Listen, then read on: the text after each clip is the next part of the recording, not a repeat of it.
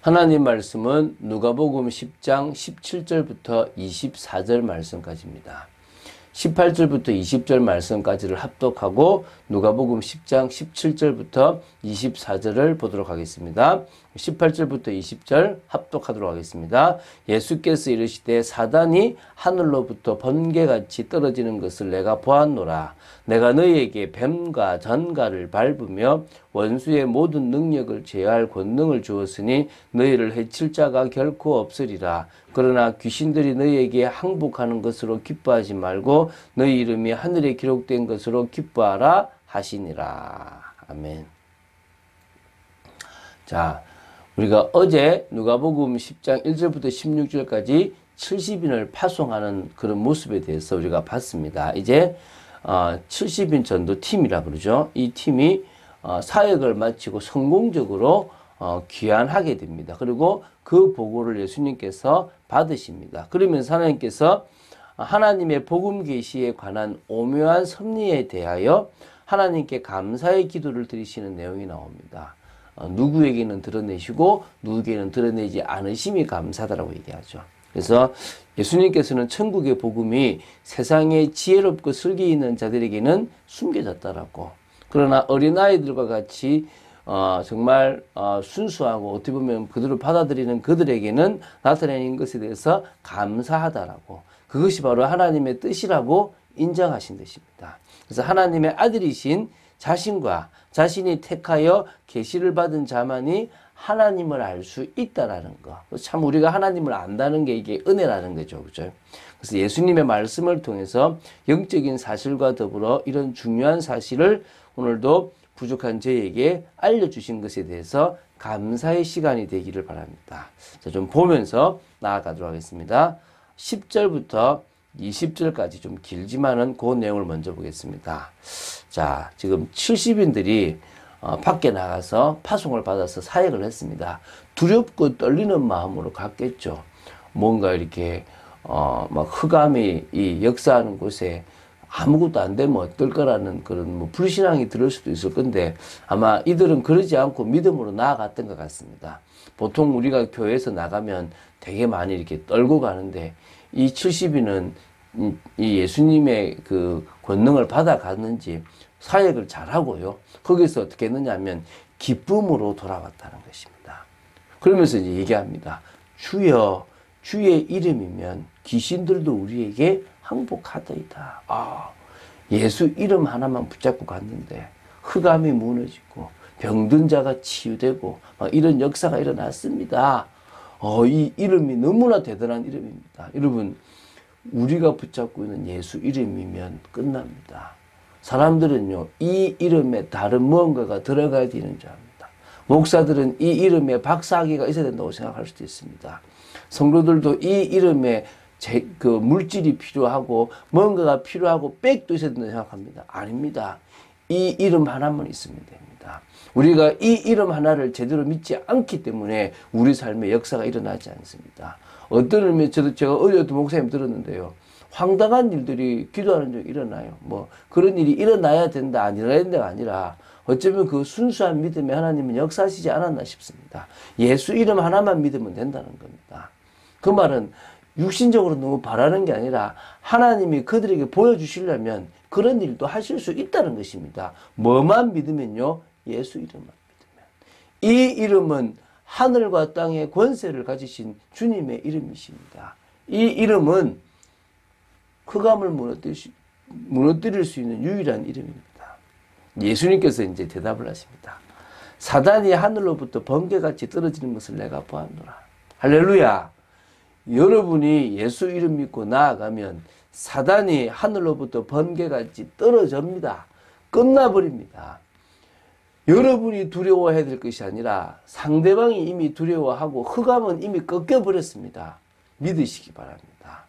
이것을 믿는 순간부터 여러분 삶에 아무도 못 건드리는 겁니다. 저도 이 사실이 믿어지고 나서 달라졌어요.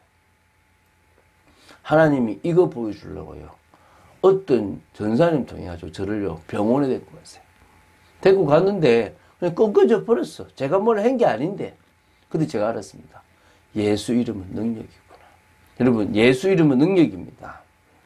그래서 이제 예수님 말씀하십니다. 내가 너희에게 뱀과 전갈을 밟으며 원수의 모든 능력을 제할 권능을 주었으니 너희를 해칠 자가 결코 없으리라. 할렐루야. 여러분, 우리를 해칠 자가 없습니다. 물론 우리가 육신적으로 나아가고 우리가 우리의 배를 채우기 위해서 나아간다면 사단의 밥이 될 수 있습니다. 속지 마시기 바랍니다. 내가 주님을 대신하여 현장에 전도자로 가고 대리자로 간다면 우리를 해칠 자가 아무도 없다는 것입니다. 무얼 먹을까, 무얼 마실까, 무얼 입을까 위해서 살아간다면 그건 의미 없는 인생입니다. 하나님이 역사하실 이유가 없는 인생입니다. 그러나 우리가 하루를 살아도 우리가 하나님의 통치 속으로 들어가고 하나님의 나라를 이루는 삶으로 들어간다. 하나님을 드러내고 하나님의 살아계심을 이루고 추수할 곡식을 추수하기 위해서 살아간다. 그러면 하나님은 우리가 걸어가는 모든 걸음에 역사하시게 되어 있다는 것입니다. 아무도 해칠 자가 없고 그 권능으로 흑암을 무너뜨리게 되어 있습니다. 그런데요, 20절에 더 중요한 말씀을 하십니다. 뭐라고 하십니까? 그러나 잘 명심하십시오. 귀신들이 너희에게 항복하는 것으로 기뻐하지 말고 너희 이름이 하늘에 기록된 것으로 기뻐하라. 할렐루야. 할렐루야 나와야 돼요. 무슨 말씀입니까? 흑암이 무너지는 건 당연한 것이고 진짜 우리가 기뻐할 것은 우리 이름이 하늘 생명책에 기록됐다. 우리는 구원받은 하나님의 자녀다. 우리는 절대 망할 수 없는 존재다.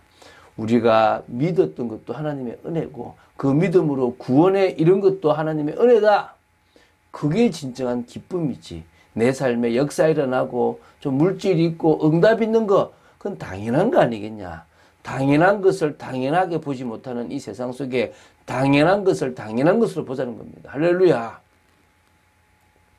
오늘 그런 축복이 있음을 믿으시기 바랍니다. 자, 21절부터 22절을 보겠습니다. 자, 이제 요렇게 말씀하신 제자들, 그러니까 70인을 파송하셔서 오셔가지고 그들과 대화하시는 그때에 예수님께서 성령으로 너무 기뻐하시면서 좀 기도를 하신 거예요. 어떤 의미에서는요. 자, 그래서 어떤 기도를 했냐는 걸 한번 보면 돼요. 이게 성령의 역사 속에서 기도하는 게 필요할 건데요. 천지의 주제이신 아버지여, 이것을 지혜롭고 슬기 있는 자들에게는 숨기시고 어린 아이들에게는 나타내심을 감사나이다. 옳소이다. 이렇게 된 것이 아버지의 뜻이니이다. 내 아버지께서 모든 것을 내게 주셨으니 아버지 외에는 아들이 누구인지 아는 자가 없고 아들과 또 아들의 소원대로 계시를 받는 자 외에는 아버지가 누구인지 아는 자가 없나이다. 하시고. 이해되십니까? 이 영적 비밀, 이 하나님에 대한 것, 또 예수님이 누구신가, 이거는요, 하나님이 은혜 주시지 않으면 모른다는 거예요. 세상에 지혜 있고 슬기롭고 뭔가 뛰어난 사람은요, 자신들이 가지고 있는 지식 때문에 눈이 가려워지고 사단의 흑암의 그 역사 속에 눈이 가려워져서 못 본다는 거예요. 모른다는 것입니다. 그런데 어린아이처럼 어떨 때는 배우지도 못했고 무식해 보이지만 정말 하나님이 택한 우리는 그 하나님에 대해서 알게 된다는 것입니다. 그 나타내 주심이 감사하다는 거죠. 그래서 아버지 외에는 아들이 누구인지 아는 자가 없고 아들과 또 아들의 소원대로 계시를 받는 우리만이 감사하게도 아버지가 누구인지를 아는 겁니다. 할렐루야. 이런 은혜 속에 있음을 믿으시기 바랍니다. 얼마나 감사합니까? 얼마나 축복입니까? 그냥 다른 해석이 필요 없어요. 오늘 우리가 그 정도로 부족한 거. 저는요, 저의 약함을 드러냅니다. 물론 저도 자랑할 때가 많습니다. 저도 모르게 막 드러내요. 그래서, 참 교만하다라는 생각들을 참 많이 합니다. 그러나, 정말 나처럼 무식한 자에게 하나님이 당신을 드러내 주신 것에 대해서 감사하는 겁니다. 자, 23, 24절 보겠습니다. 그리고 이제, 제자들을 돌아보시며 조용히 이르시되 너희가 보는 것을 보는 눈은 복이 있도다. 그렇죠. 여러분 영안이 있습니까? 하나님이 살아계심을, 하나님이 우리 삶의 역사심을 보는 눈, 복이 있습니다. 우리는 부활의 증인이잖아요. 부활하신 주님이 우리 안에 성령으로 와 계시니까 그걸 우리는 봤잖아요. 눈으로 보는 게 아니라 영안이 우리에게 있으니까 얼마나 복입니까? 내가 너희에게 말하노니 많은 선지자와 임금이 너희가 보는 것을 보고자 하였으되 보지 못하였으며 너희가 듣는 바를 듣고자 했으되 듣지 못하였느니라. 구약의 많은 믿음의 사람들이요 그림자만 붙잡았어요. 그런데도 그분들은 축복을 받았거든요. 근데 우리는 그 정도가 아닙니다. 제자들은 직접 예수님을 통해서 하나님을 받고요. 예수님을 통해서 하나님의 그 역사를 확인했단 말입니다. 우리는 또 성경을 통해서도 또 성령으로 말미암아 그것을 알아갈 수 있으니까 진정으로 뭡니까? 복이라는 것입니다. 진정으로 우리는 뭡니까? 은혜라는 것입니다. 이 은혜 속에 우리가 있는 겁니다. 자, 이스라엘 백성들은요.